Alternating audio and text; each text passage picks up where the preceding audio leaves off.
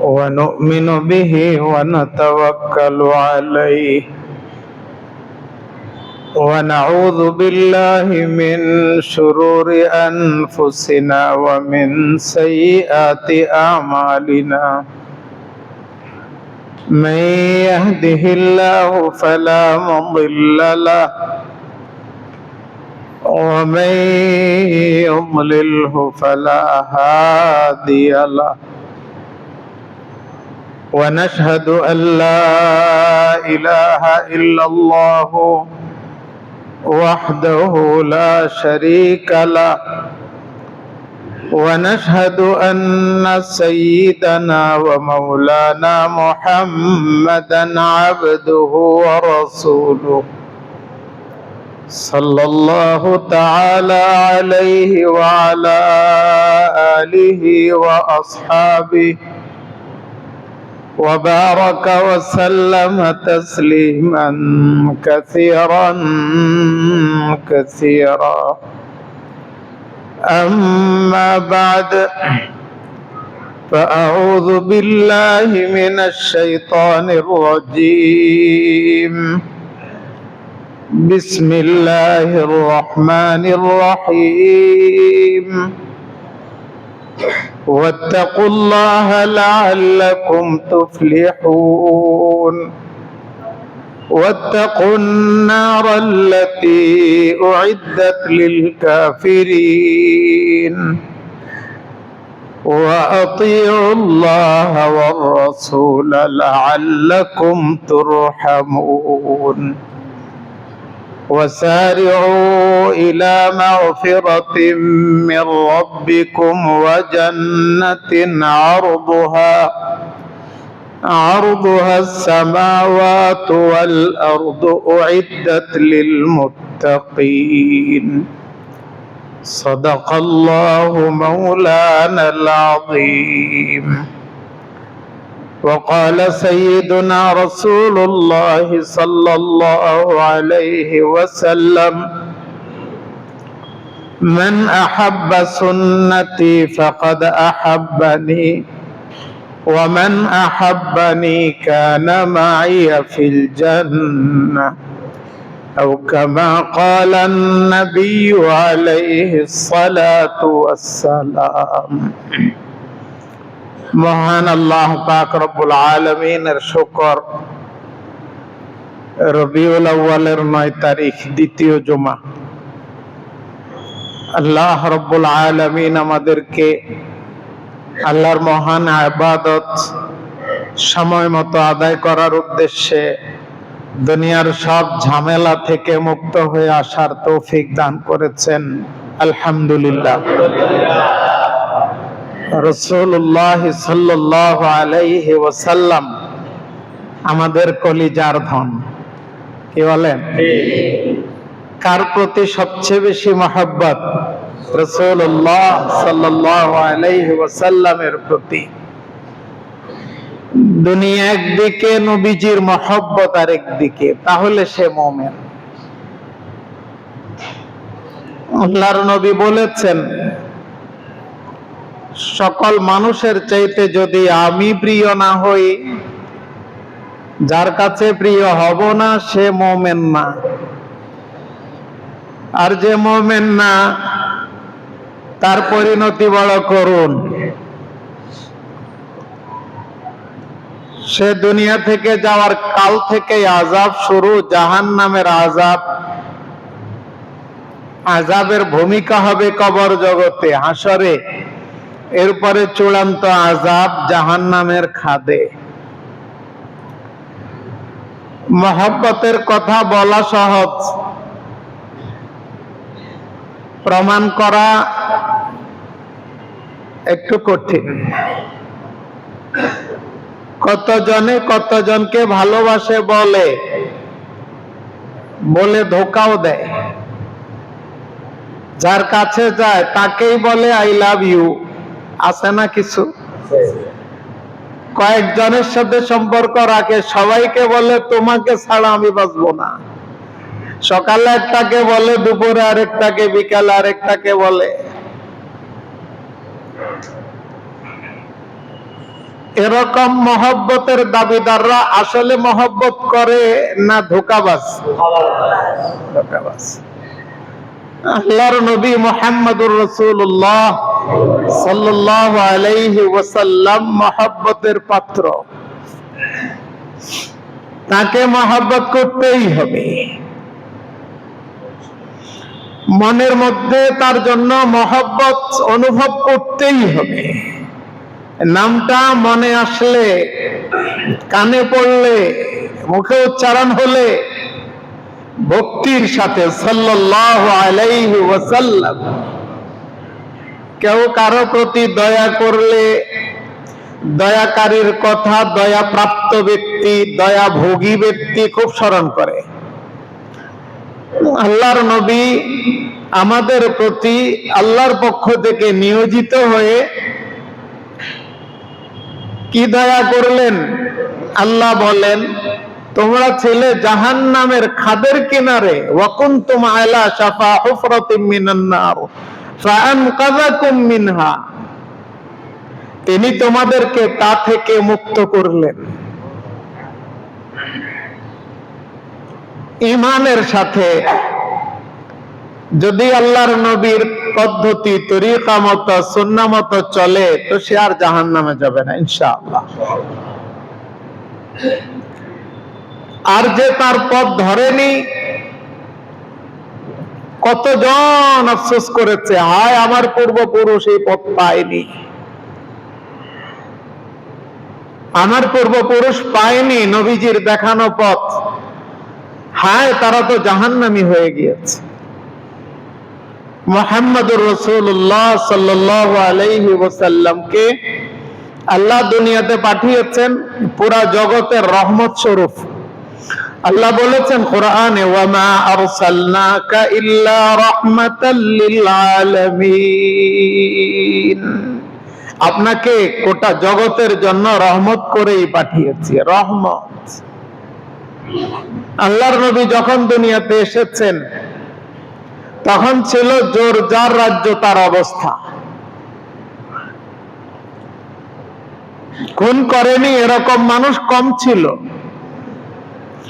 মারাত্মক ভাবে মানবাধিকার লঙ্ঘন করেনি এরকম মানুষ কম ছিল। আল্লাহর নবী সাল্লাল্লাহু আলাইহি ওয়াসাল্লাম ওই সমাজকে, অন্ধকারের সমাজকে, জাহেলি সমাজকে এক আলোকিত সমাজে রূপান্তরিত করলেন। কিয়ামত পর্যন্ত সেটা নমুনা, ওই পরিমাণ আলোকিত সমাজ আর কেউই দেখাতে পারবে না, কেউই না। আল্লাহর নবীর সিরাত পড়েন, দেখবেন আর রাহিকুল মাখতুম, সিরাতুল মুস্তাফা, আসাহুস সিয়ার অনেক আছে, হাদি আলম, অনেক নামে রাসূলুল্লাহ সাল্লাল্লাহু আলাইহি ওয়াসাল্লামের জীবনী আছে। কিছু কিছু নির্ভরযোগ্য আছে, কিছু কিছুর মধ্যে কিছু বেশ কমও আছে, মানুষের লেখা। তো যে কয়েকটির নাম বললাম এগুলো নির্ভরযোগ্য। আর রাহিকুল মাখতুম, আসাহুস সিয়ার, সিরাতুল মুস্তাফা এগুলো নির্ভরযোগ্য। সিরাতে খাতামুল আম্বিয়া নির্ভরযোগ্য। হাদি আলম সাল্লাল্লাহু আলাইহি ওয়াসাল্লাম নির্ভরযোগ্য। এগুলো পড়লে রাসূলুল্লাহ সাল্লাল্লাহু আলাইহি ওয়াসাল্লামের জীবন থেকে আলো গ্রহণ করা যাবে, জীবনী থেকে আলো গ্রহণ করা যাবে। আল্লাহ রাসূলুল্লাহ সাল্লাল্লাহু আলাইহি ওয়াসাল্লামকে পাঠিয়েছিলেন আলো বিতরণের জন্য। রাসূল সাল্লাল্লাহু আলাইহি ওয়াসাল্লামের জীবনে কেমন আলো? আম্মা জানা আয়েশা সিদ্দিকা রাদিয়াল্লাহু তাআলা আনহাকে একজন সাহাবী জিজ্ঞেস করলেন, কাইফা কানা খুলুক রাসূলিল্লাহ সাল্লাল্লাহু আলাইহি ওয়াসাল্লাম, রাসূলুল্লাহ সাল্লাল্লাহু আলাইহি ওয়াসাল্লামের স্বভাব চরিত্র পরিবারের লোকদের সাথে, সমাজের লোকদের সাথে কেমন ছিল? আপনি তো তার খুব কাছের মানুষ। আম্মা জান এক শব্দে বললেন কানা খুলুকুহুল কোরআন, তার চরিত্র ছিল কোরআন যেমন তার চরিত্র ছিল তেমন।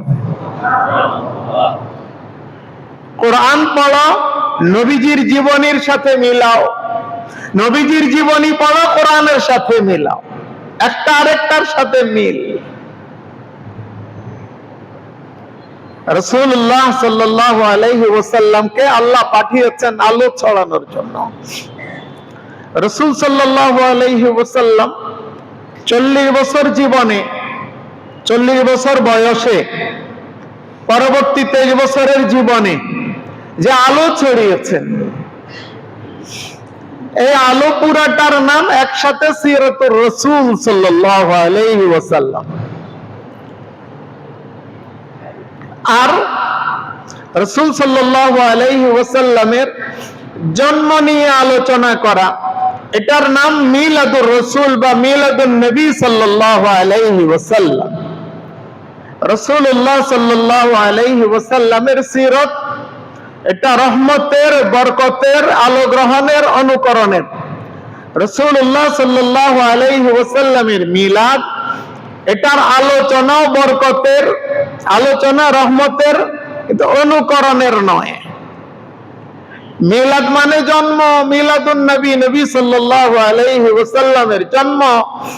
নবী সাল্লাল্লাহু আলাইহি ওয়াসাল্লামের জন্মের আগের, জন্মের সময়কার এবং শৈশবের বিষয়গুলো আলোচনা করে বরকত হাসিল করা যাবে, কিন্তু সেখানে আপনি অনুকরণ করতে পারবেন না।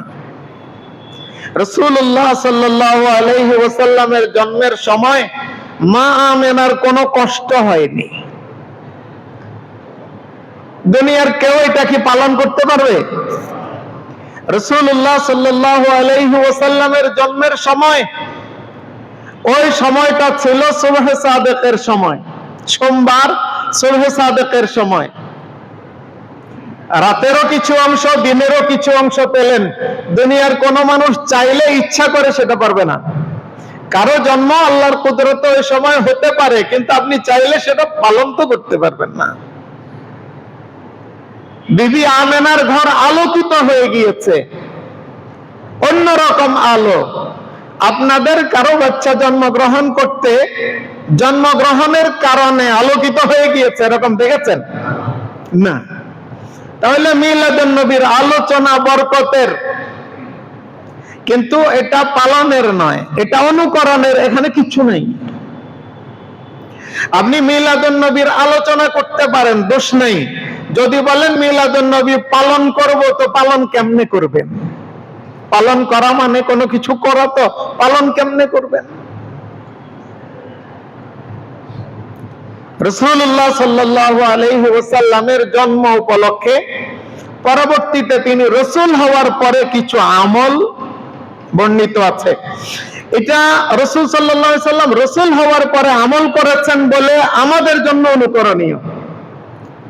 রাসূল হওয়ার পরে আমল করেছেন বলে আমাদের জন্য অনুকরণীয়। তিনি যদি আমল করে না দেখাতেন তাহলে অনুকরণীয় হতো না। কি আমল করেছেন? রাসূলুল্লাহ সাল্লাল্লাহু আলাইহি ওয়াসাল্লাম সোমবারে জন্ম লাভ করেছেন। ওই দিন সুবহে সাদেক, যেদিনের সুবহে সাদেকে রাসূল সাল্লাল্লাহু আলাইহি ওয়াসাল্লাম জন্মগ্রহণ করেছেন, ওই দিনটা ছিল সপ্তাহের সোমবার। মাসের কত তারিখ ছিল এটা নিয়ে অনেক মতবিরোধ আছে, অনেক মতবিরোধ আছে। একবার মিশরে এ নিয়ে সারা পৃথিবীর মুসলিম সৌরবিজ্ঞানীরা একত্রিত হয়ে হিসাব করে বের করেছেন 570 খ্রিস্টাব্দের 22 এপ্রিল তারিখ কোন মাসের কোন তারিখ হতে পারে। তারা বের করেছেন রবিউল আউয়ালের 9 তারিখ হওয়াটাই যুক্তিযুক্ত বেশি।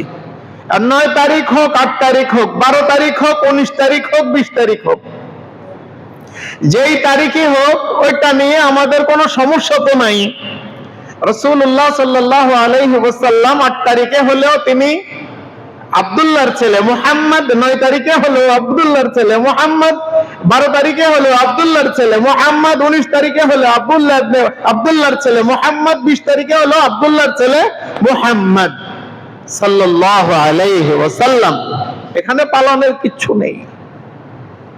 বাকি ওই দিন সোমবার ছিল, তাহলে সোমবারে আমরা কিছু পালন করতে পারি। হ্যাঁ পারি, যদি রাসূলুল্লাহ সাল্লাল্লাহু আলাইহি ওয়াসাল্লাম থেকে বর্ণিত থাকে, বর্ণিত আছে। কি আছে? রাসূলুল্লাহ সাল্লাল্লাহু আলাইহি ওয়াসাল্লাম বেশিরভাগ সোমবারে রোজা রাখতেন। আপনি আরবে গিয়ে দেখেন, মসজিদে নববীতে, মসজিদে হারামে, অন্যান্য মসজিদে দেখিনি, মানে ওই সময় থাকা হয়নি অন্য মসজিদে। সংক্ষিপ্ত সফরের জন্য যারা যান তারা তো বেশিরভাগ মসজিদে নববীতে আর মসজিদে হারামেই কাটাতে চেষ্টা করেন ফজিলতের জন্য। তো দেখা যায় সোমবার আর বৃহস্পতিবার অনেক মানুষ রোজা রাখে, আর হাজার হাজার মানুষের ইফতারের ব্যবস্থা হয় ফ্রি ভাবে। বিভিন্ন নেককারেরা ইফতারের ব্যবস্থা করেন, খেজুর, গাহওয়া, জাবাদি আর এক ধরনের রুটি, বনরুটি, এগুলোর ব্যবস্থা করে থাকেন। কেন? অনেক মানুষ রোজা থাকে সোমবারে, অনেক মানুষ রোজা থাকে বৃহস্পতিবারে। সোমবারে রাসূলুল্লাহ সাল্লাল্লাহু আলাইহি ওয়াসাল্লামকে জিজ্ঞেস করা হয়েছিল, ইয়া রাসূলুল্লাহ, বেশিরভাগ সোমবারে রোজা রাখেন দেখি। তিনি বললেন, আল্লাহ রাব্বুল আলামিন মেহেরবানি করে সোমবারে আমাকে দুনিয়াতে পাঠিয়েছেন, এজন্য আমি আল্লাহর শুকরগুজারি হিসেবে সোমবারে কি রাখি? রোজা রাখি। তাহলে রাসূল সাল্লাল্লাহু আলাইহি ওয়াসাল্লামের জন্ম উপলক্ষে রাসূল সাল্লাল্লাহু আলাইহি ওয়াসাল্লাম থেকে যেটা পাওয়া যায় ওটা কি? রোজা। ওটা রোজা। আমরা চাইলে রোজা পালন করতে পারি প্রতি সোমবারে রাসূলুল্লাহ সাল্লাল্লাহু আলাইহি ওয়াসাল্লামের জন্ম উপলক্ষে। আর রাসূলুল্লাহ সাল্লাল্লাহু আলাইহি ওয়াসাল্লামের ওয়াফাত রবিউল আউয়ালের 12 তারিখ সোমবার হয়েছে, এটা সুনির্ধারিত, এটা সুনির্ধারিত, এটা প্রমাণিত, এটা কিতাবে আছে।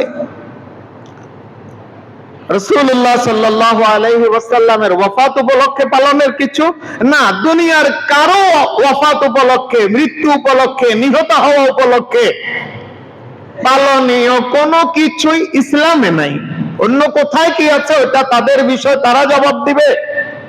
কিন্তু ইসলামে কারো জন্ম, কারো মৃত্যু উপলক্ষে পালনীয় থাকলে রাসূল সাল্লাল্লাহু আলাইহি ওয়াসাল্লামের জন্ম উপলক্ষে সপ্তাহের সোমবারে রোজা রাখা আছে। কিন্তু কারো মৃত্যু উপলক্ষে কোনোদিন কোনো কিছু প্রমাণিত নাই। রাসূল সাল্লাল্লাহু আলাইহি ওয়াসাল্লামের দুনিয়া থেকে বিদায় গ্রহণের পরে আবু বকর রাদিয়াল্লাহু তাআলা আনহু, ওমর রাদিয়াল্লাহু তাআলা আনহু, উসমান রাদিয়াল্লাহু তাআলা আনহু, আলী রাদিয়াল্লাহু তাআলা আনহু, হাসান রাদিয়াল্লাহু তাআলা আনহু, মুআবিয়া রাদিয়াল্লাহু তাআলা আনহু, ইনারা একের পরে এক খলিফাতুল মুসলিমিন, আমিরুল মুমিনিন হয়েছেন।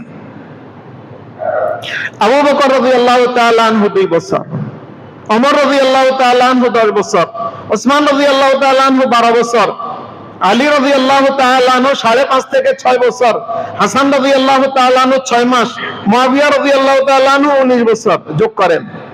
এই সময়ের ভিতরে তারাও শুধু সোমবারে রোজা রেখেছেন, এটা পাওয়া যায়, আর কিছু করেছেন এটা পাওয়া যায় না। না নবী থেকে, না খোলাফায়ে রাশিদিন থেকে, না পরবর্তী আমিরুল মুমিনিনদের থেকে। সুতরাং আমি যদি কিছু করতে চাই, তারা যেটা করেছেন, আল্লাহর নবী যেটা করেছেন, আল্লাহর নবীর পরে পরে পরে পরে যারা ছিলেন তারা যেটা করেছেন সেটা করাই শরীয়ত, শরীয়ত সম্মত হবে। এর বাইরে কোনো কিছু করা হয়তো আবেগ হবে বা অন্য কিছু হবে। এজন্য আমরা কি করব না করব একটু খেয়াল করব, খেয়াল রাখবো। আল্লাহ রাব্বুল আলামিন তো বলেছেন, মা আতাকুমুর রাসূল ফাখুযুহু, রাসূল যেটা নিয়ে এসেছেন তোমাদেরকে দেন, পেশ করেন, সেটা তোমরা অবলম্বন করো, আঁকড়ে ধরো। ওয়া মা নাহাকুম আনহু ফান্তাহু, যেটা থেকে বিরত রাখেন, নিষেধ করেন, সেটা থেকে বিরত হও।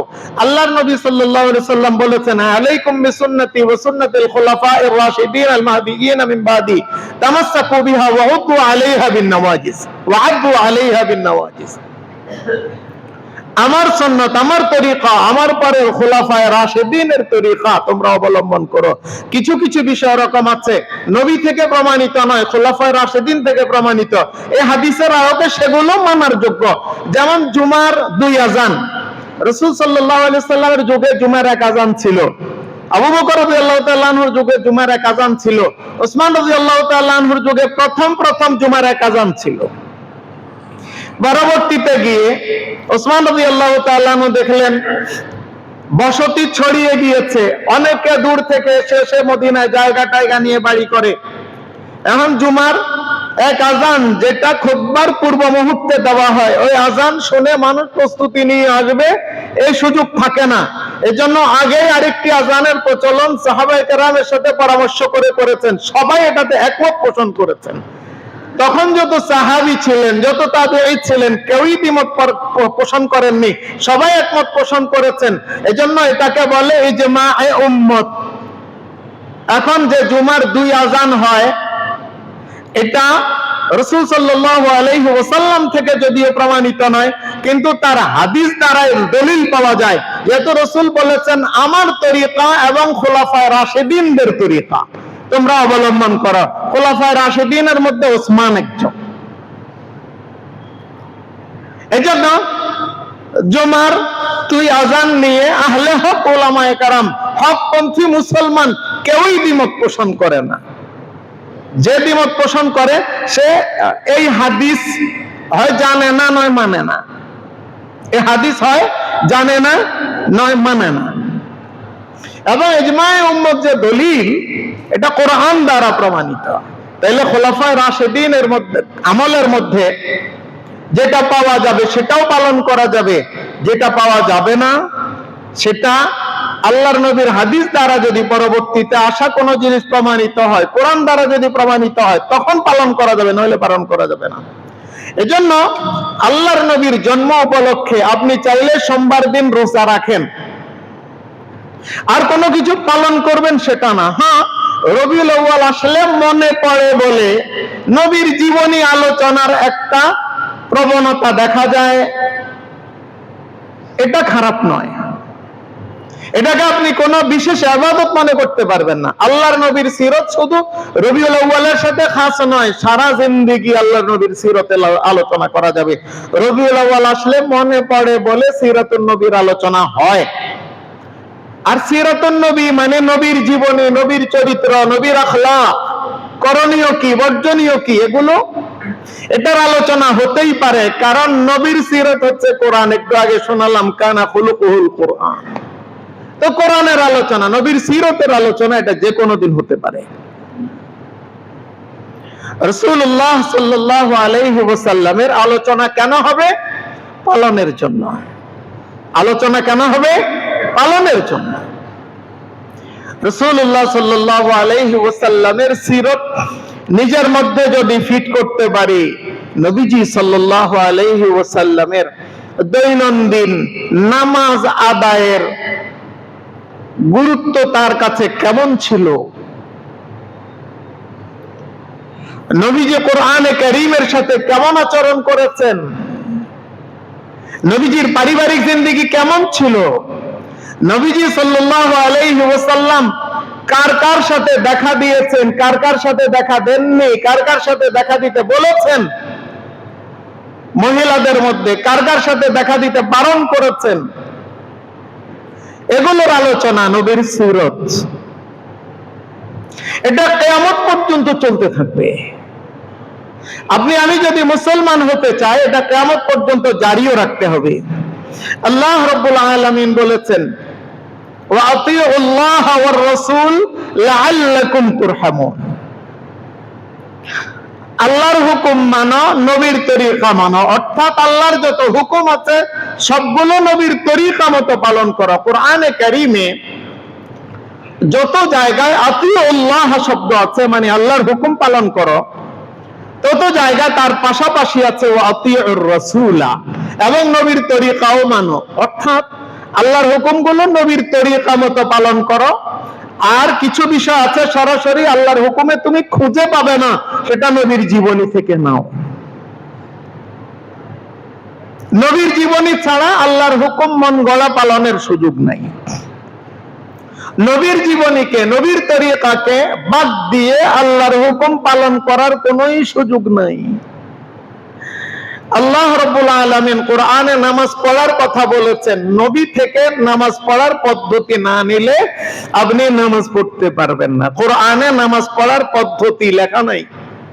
উসজুদু ওয়াসে সিজদা করো, সিজদা কেমনে করবে? চিত হয়ে না উপর হয়ে? ওয়ারকাউ আছে, রুকু করো, রুকু কেমনে করবে? ফাকরাউ মা তায়াসসারা মিনাল কোরআন আছে, ওয়ারাব্বাকা ফাকাব্বির আছে। এটার পদ্ধতি সবগুলো একসাথে যুক্ত হয়ে রূপটি দাঁড়াবে। এটা নবীর জীবনী ছাড়া, নবীর আমল ছাড়া প্রমাণিত নয়। এজন্য নবীর সুন্নাহ লাগবে। শুধু কোরআন দিয়ে কেউ যদি চলতে চায়, জিন্দেগি শেষ হয়ে যাবে, পারবে না।